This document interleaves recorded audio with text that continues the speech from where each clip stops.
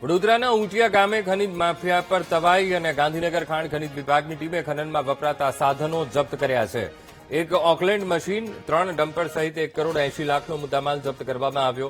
ખાણ ખનીજ વિભાગની કાર્યવાહીથી ખનીજ માફિયાઓમાં ફફડાટ ફેલાયો છે.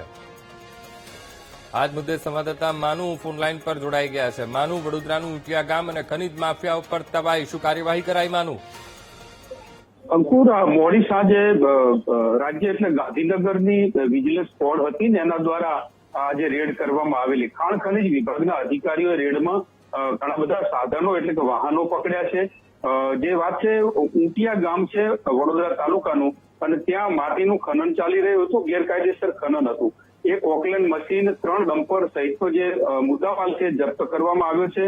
કહેવાય છે કે ભાજપના મોટા નેતાના સગા સંબંધીનું આ જે કારસ્તાન છે એના દ્વારા ખનીજ ચોરી કરવામાં આવી રહી હતી. એની પણ અત્યારે કાર્યવાહી શરૂ કરી છે. 1.80 કરોડ 80 લાખનો જે મુદ્દામાલ છે એ ખાણ ખનીજ વિભાગે વરણામા પોલીસને સોંપ્યો છે અને આગળની કાર્યવાહી છે વરણામા પોલીસ દ્વારા કરવામાં આવશે. જી અંકુર. બિલકુલ માનુ, સમગ્ર માહિતી સાથે જોડાવા બદલ આપનો આભાર.